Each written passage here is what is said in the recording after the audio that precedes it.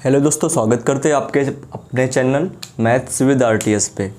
तो कल हम लोगों ने इससे पिछली वीडियो में देखे थे 1 से 5 तक क्वेश्चन हमने सॉल्व किए थे और उन क्वेश्चंस के बेसिस पे आपको बताया था कि उस तरीके की प्रैक्टिस जितनी ज़्यादा आप करेंगे उतना ज़्यादा आपको ही प्रॉफिट होगा। आज हम लोग चलते हैं नेक्स्ट क्वेश्चन पे, क्वेश्चन नंबर 6 पे। देखते क्वेश्चन क्या दे रखा है कि किसी फैक्ट्री के मजदूरों की संख्या में 25% की वृद्धि की गई तथा प्रति व्यक्ति मजदूरी में 25% की कमी की गई, तो मजदूरों की कुल वृद्धि या कमी ज्ञात कीजिएगा। इस तरीके के क्वेश्चन में कल हमने आपको बताया था कि जब 2% की वैल्यू दे रखी हो या कमी कह रहा हो या वृद्धि कह रहा हो, तो एक फार्मूला आपको बताया था कि अगर कमी कहेगा plus minus A plus minus B plus minus A B upon 100, इस फॉर्मूले को आपको अप्लाई करना को बताया था मैंने। कैसे? अगर कमी कहेगा तो माइनस ए, अगर वो फिर वृद्धि कह दे तो प्लस बी, फिर इन दोनों साइन का मल्टीप्लाई करा के प्लस माइनस माइनस, फिर दोनों नंबर्स का मल्टीप्लाई करा के ए बी अपॉन 100। इसको सॉल्व करते हैं, जो भी हमारा आंसर आता है उस हिसाब से हम क्वेश्चंस को करते हैं। लेकिन यहाँ पर कंडीशन क्या है कि ये फार्मूला अप्लाई नहीं होगा। देखिएगा, जब हमें एक बार कमी और फिर अगली बार वृद्धि, एक बार कमी या एक बार वृद्धि या पहले बार वृद्धि दूसरी बार कमी कहे और दोनों परसेंटेज वैल्यू जो है वो सेम हो, दोनों परसेंटेज वैल्यू कैसी हो, सेम हो, तो हमारा एक फार्मूला होता है ए स्क्वायर अपॉन 100 और हमेशा हमेशा ऑलवेज इसमें कमी ही रहती है। ठीक है, हमेशा क्या रहेगी? कमी ही आएगी हमारी आंसर। तो 25 इंटू 25 अपॉन 100, ये हमारा कट गया 24 और ये कट गया 462.5। आंसर कितना आ गया आपका? 6.5% की कमी हो जाएगी हमारी, ये हमारा आंसर आ जाएगा। तो आपको ध्यान रखना है कि ये जब कभी हर वक्त ये फार्मूला नहीं अप्लाई होगा, वैसे हमेशा अप्लाई होगा जब ये परसेंटेज वैल्यू सेम नहीं होंगी तो ये अप्लाई होगा, बट अगर परसेंटेज वैल्यू सेम नहीं है तो ये फार्मूला अप्लाई होगा। कौन सा हमारा? ये वाला ए स्क्वायर अपॉन 100। सॉल्व कर लीजिएगा और हमारा आंसर आ जाएगा। कैलकुलेशन आपकी फास्ट होनी चाहिए, जितनी ज़्यादा कैलकुलेशन स्ट्रांग होगी उतना ही ज़्यादा आपको फ़ायदा होगा। अब ये फार्मूला कब अप्लाई करते हैं तो ज़रा एक बार ध्यान से आप देख लीजिएगा। मान लो यहीं पे हम आपसे कह देते कि इसमें जो वृद्धि हुई है वो 20% की हुई है, अब ये अप्लाई हो जाएगा। देखिए कैसे अप्लाई होगा, देखिए ध्यान से। पहले क्या हो रही है? वृद्धि, तो वृद्धि के लिए हमने बताया प्लस के साथ चलते हैं, फिर हो रही है कमी तो माइनस के साथ चलेंगे, फिर बताया दोनों साइन का मल्टीप्लाई, प्लस माइनस माइनस होता है। जिसको ये ना पता वो ध्यान से देख लीजिएगा। प्लस माइनस हमेशा माइनस होता है, माइनस प्लस हमेशा माइनस होता है, प्लस प्लस हमेशा प्लस होता है और माइनस माइनस हमेशा प्लस होता है। सबसे ज़्यादा कन्फ्यूज़न इसमें होता है। देखिए क्यों इसमें कन्फ्यूज़न ये होता है, ये माइनस माइनस प्लस तो होगा, माइनस माइनस ये प्लस तो होगा, लेकिन जो चिन्ह लगेगा, प्लस का मतलब प्लस चिन्ह नहीं लगाना है, प्लस का मतलब उन दोनों नंबर्स को ऐड करना है, लेकिन जो चिन्ह लगाएंगे वो हमेशा बड़ी नंबर्स का लगाएंगे। जैसे हमें लिखना है -6 और -8, तो ये तो हमें पता है माइनस माइनस प्लस होगा तो 14 तो आएगा, लेकिन चिन्ह किसका लगेगा? माइनस का। क्यों? क्योंकि -8 यहाँ पर बड़ा है, ये याद रखिएगा। एक कंफ्यूजन और होता है यहाँ पर, जैसे हमें ऐड करना है -9 और -9। अब सबसे बड़ा कंफ्यूजन है कि अब सर ने तो बताया था कि जो संख्या बड़ी होगी उसका चिन्ह लगाएंगे, लेकिन इसमें तो दोनों नंबर्स बराबर हैं तो हमेशा माइनस का चिन्ह लगेगा। ठीक है ना, ऐड तो होंगे 9 9 18, लेकिन हमेशा चिन्ह किसका लगेगा? माइनस का लगेगा। तो ये चीज़ें आपको थोड़ा सा बेसिक है, ये आपको याद रखना है और हमेशा आपको अपने माइंड में रखना है कि plus plus plus minus minus, minus plus minus, plus plus plus और माइनस माइनस प्लस। सबसे ज़्यादा कन्फ्यूज़न इसमें है, तो आपको बता दिया कि ऐड तो करेंगे लेकिन चिन्ह हमेशा बड़ी वाली संख्या का लगाएंगे, जो भी होगा वही लगाएंगे हमेशा। ये हमेशा याद रखिए कि हमेशा चिन्ह लगता है बड़ी वाली संख्या का ही, लेकिन जब बराबर हो तो हमेशा माइनस लगाएंगे। तो ये चीज़ तो देखिए, तो यहाँ पे हमें क्या करना है अब देखिएगा। तो प्लस माइनस माइनस हो गया, इन दोनों का मल्टीप्लाई कराएंगे तो ये कितना हो जाएगा? 500 अपॉन 100। ये 2 0 से 2 0 कट गए। यहाँ पर आप सॉल्व कर लीजिए तो प्लस माइनस माइनस होता है, चिन्ह हमेशा किसका लगेगा? बड़ी संख्या का। तो 25 से 20 गया, कितना बचा? माइनस का 5 और ये माइनस का 5, तो ये कितना हो जाएगा? माइनस का 10%। तो 10% की क्या आ गई? कमी आ गई। ठीक, माइनस ये शो करता है कि कमी हुई है, प्लस ये शो करता है कि वृद्धि हुई है। तो यहाँ तक उम्मीद करते हैं कि आप लोगों को समझ में आया होगा। तो एक बार फिर से देख लीजिएगा कि हमें क्या करना है कि जब परसेंटेज वैल्यू सेम होंगी तो हमें ये वाला फार्मूला अप्लाई करना है, अगर ये वाला फार्मूला अप्लाई करना है। अगर परसेंटेज वैल्यू डिफरेंट है तो हमें ये वाला फार्मूला अप्लाई करना है। ये वाला फार्मूला आपको हर केस में लग जाएगा, जरूरी नहीं कि वो परसेंटेज का ही क्वेश्चन हो, बस आपको परसेंटेज दिखना चाहिए और 2% या 3% जो भी हो उस तरीके से हम इस क्वेश्चन को सॉल्व कर सकते हैं। देखा था हम लोगों ने कि 2% दिए हुए थे, किसी फैक्ट्री के मजदूरों में 20% की वृद्धि की गई था, प्रति व्यक्ति मजदूरों में 25% की कमी की गई, पुनः मजदूरों की संख्या में 10% की कमी हुई, तो कुल प्रतिशत वृद्धि ज्ञात कीजिए। तो अभी तक अब दो परसेंटेज वैल्यूज के लिए हमें फार्मूला पता है, लेकिन अब 3% वैल्यू दी तो कैसे सॉल्व करेंगे? तो हमें सॉल्व इसी तरीके से करना है, ज़्यादा प्रोसेस नहीं, हमें ज़्यादा ढूंढना नहीं, इसी तरीके से सॉल्व करना है। पहले 2% वैल्यू ले लीजिएगा। मान लो पहले हम लेते हैं 20 और 25, तो हम लोगों ने अभी निकाला था कि 20% है तो +20, कमी कह रहा है 25% तो -25, और दोनों का मल्टीप्लाई और सिंबल का मल्टीप्लाई तो प्लस माइनस माइनस, और ये कितना होगा आपका 500/100, ये कैंसिल हो गया। इन दोनों को सॉल्व कर लीजिएगा तो कितना आएगा -5, ये कितना बचा आपका -5, ये टोटल कितना हो गया -10%। ठीक है, तो इन दोनों को सॉल्व किए तो -10%, फिर कह रहा है -10% की क्या हुई, कमी हुई। तो अब इन दोनों को लेकर सॉल्व कर लीजिएगा। तो पहले -10% कमी, फिर -10% कमी, फिर दोनों सिंबल्स का मल्टीप्लाई माइनस माइनस प्लस, और दोनों नंबर्स का मल्टीप्लाई कितना हुआ ये 100, ये आपका ये कैंसिल हो गया। तो यहाँ से कितना बचा, ये याद रखिएगा, सबसे ज़्यादा गलती यहीं पे होती है, ये कटने के बाद यहाँ पर 1 जरूर बचता है, इसमें आपको ध्यान रखना है, ठीक है, क्योंकि हमें ऐड करना है। तो ये -10 और -10 कितना हुआ था, हमने आपको बताया था -20 और ये +1, तो कितना मिला हमको आंसर -19%, ये हमारा आंसर आएगा। तो चाहे जितनी वैल्यू हो, 2 हो या 3 हो या 4 हो 5 हो, सब हम इसी तरीके से कर सकते हैं। इसका एक और तरीका होता है, लेकिन बात वही है कि जितने कम कॉन्सेप्ट ही हम अपने माइंड में रखें उतना ज़्यादा हमको ज़रूरी है, जितना फास्ट। कभी कभी होता है हम बेसिक से ट्रिक से जल्दी कर डालते हैं, क्योंकि ट्रिक का जो ऐसा सिस्टम होता है कि माइंड में आई तब तो ठीक है, नहीं आई तो हम बेसिक से ही करते हैं। और अमूमन देखा जाए तो हम ज़्यादा से ज़्यादा क्वेश्चन स्टार्टिंग में बेसिक से ही करेंगे। तो इस तरीके से हम चाहे जितनी वैल्यू,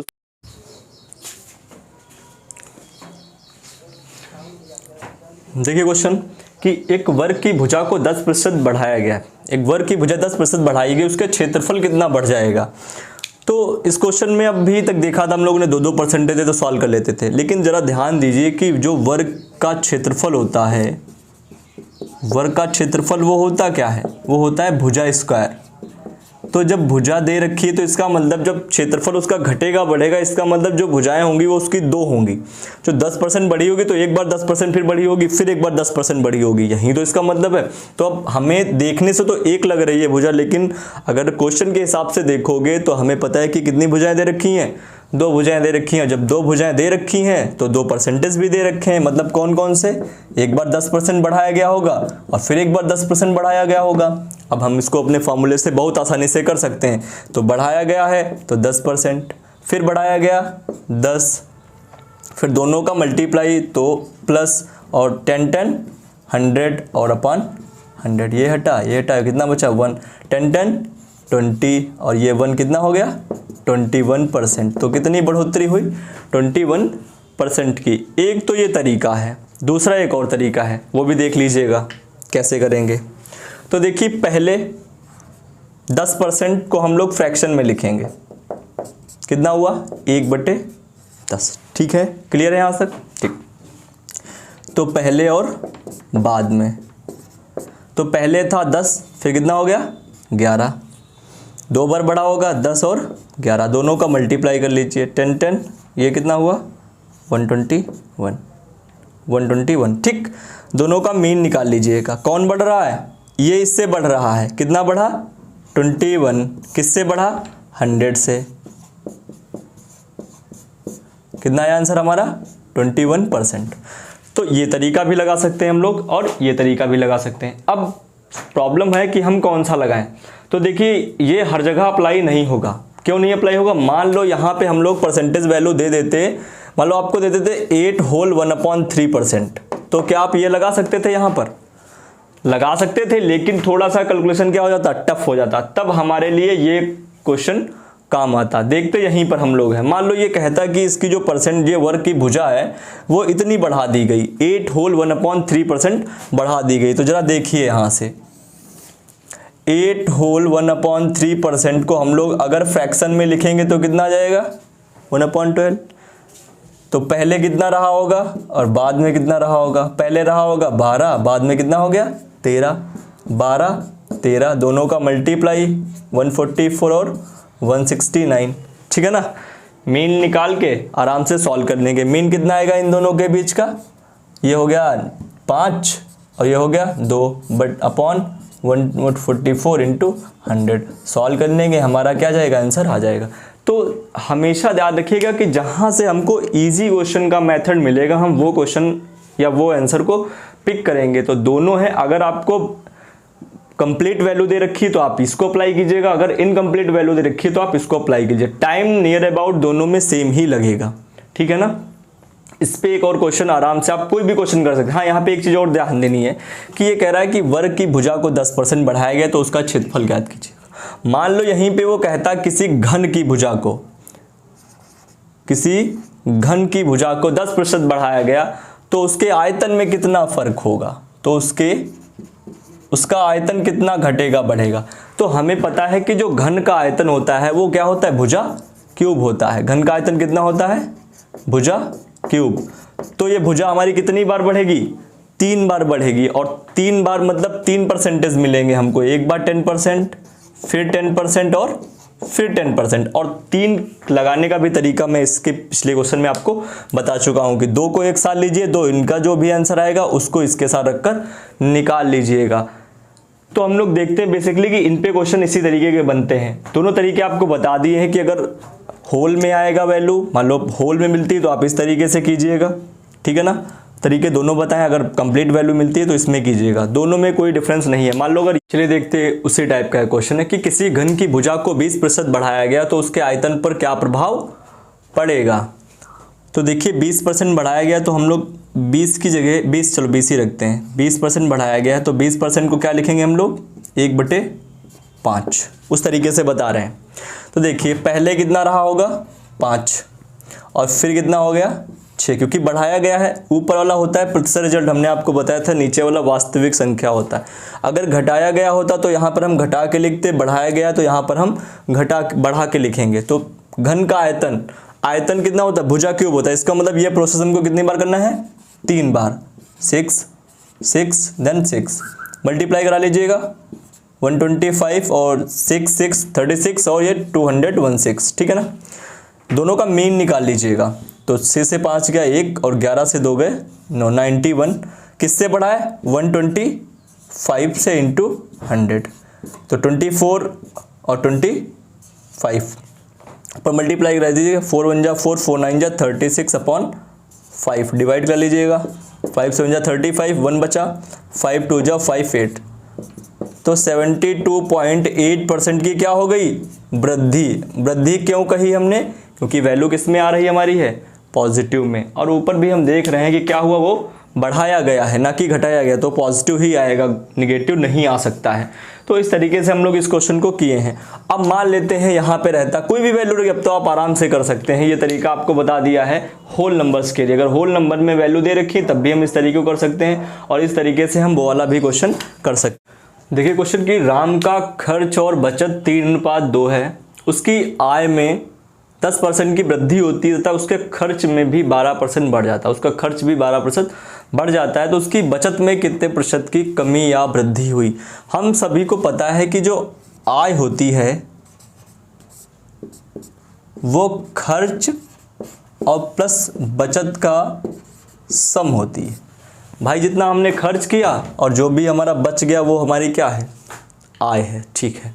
उसका रेशियो दे रखा है कि राम का खर्च और बचत, तो मान लेंगे खर्च उसका है 3 और बचत है उसकी 2, ठीक है ना। अच्छा अगर 3 खर्च है 2 बचत तो उसकी आय कितनी रही होगी, 5, सिंपल सी बात है।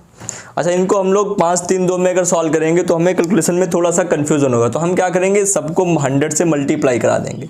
कोई दिक्कत, मेरे ख्याल से कोई दिक्कत नहीं होनी चाहिए, बिकॉज जितना हमने आय में बढ़ाया है उतना हमने खर्च में बढ़ाया है, उतना ही हमने बचत में भी बढ़ा दिया है। ठीक है, यहाँ तक कोई बात नहीं। फिर क्या कह रहा है, यदि उसकी आय में 10% की वृद्धि कर दी गई, इसकी आय में 10% की वृद्धि कर दीजिए। 10% का मतलब कितना हुआ, 1/10, तो इसको 1/10 से मल्टीप्लाई करा दीजिएगा, कितना हुआ 50 रुपये।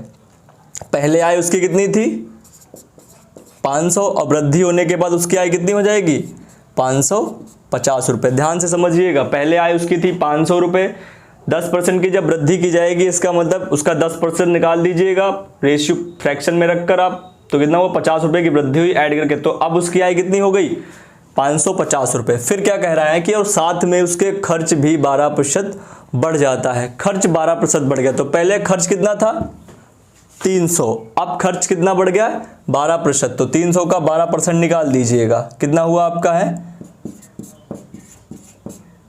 36 रुपये। तो पहले आय थी 300, बाद में कितना हुआ 36, तो टोटल कितनी आय हो गई हमारी 336 रुपये। ठीक है, अच्छा ध्यान से देखिएगा, सॉरी खर्च, आय थी 500, खर्च कर लिए उसने 336, तो बचे कितने भाई, जो आय होगी जो खर्च कर दिया उसी में से तो देखेंगे कितना बचा, जरा इनका मीन निकाल लीजिए तो कितना आ जाएगा 214। देखिएगा कितना हुआ है आपका, 4 से 3 गया 1 और 5 से 3 गया 2। अच्छा, ये आपका क्या आया, ये आई है आपकी बचत, तो बचत कितने रुपए आई 214। अच्छा, पहले बचत वो कितनी करता था 200 की, अब बचत कितनी करता है वो 214 की, तो कितनी अधिक करता है 14 रुपीज़। किससे अधिक करता है 200 से। क्या निकालना है हमको, ये प्रतिशत, मल्टीप्लाई कर दिया, ये हमारा कट गया। तो उसके परसेंटेज, उसकी बचत में कितने प्रतिशत की वृद्धि हुई 7% की। इन क्वेश्चंस को इस तरीके, तो बेसिक क्वेश्चन है, जब क्वेश्चन एग्जाम में आता थोड़ा सा और डिफिकल्ट आएगा, लेकिन कॉन्सेप्ट आपको याद रखना है कि जो भी कहता जाए वहीं आपको क्या करते जाना है। फ्रैक्शन वैल्यू आपको याद होनी चाहिए, अगर नहीं भी आती हैं तब भी आप निकाल सकते हैं। जैसे 500 का आपको 10% निकालना था, तो हमने बताया है कि प्रतिशत हटाने के लिए नीचे 100 से मल्टीप्लाई करते हैं, ये हो डिवाइड करते हैं, ये कट गया तो कितना आ गया, तब भी आपका 50 रुपये आ जाएगा। बस ये होता है कि जब आपको फ्रैक्शन वैल्यू लर्न होंगी तो बहुत ईजिली तरीके से कर पाएंगे, क्योंकि थोड़ा सा कैलकुलेशन ईजी हो जाता है। अगर फ्रैक्शन वैल्यू नहीं लर्न है तो थोड़ा सा कैलकुलेशन टफ हो जाएगा। तो हम लोग उम्मीद करते हैं कि आपको समझ में आया होगा।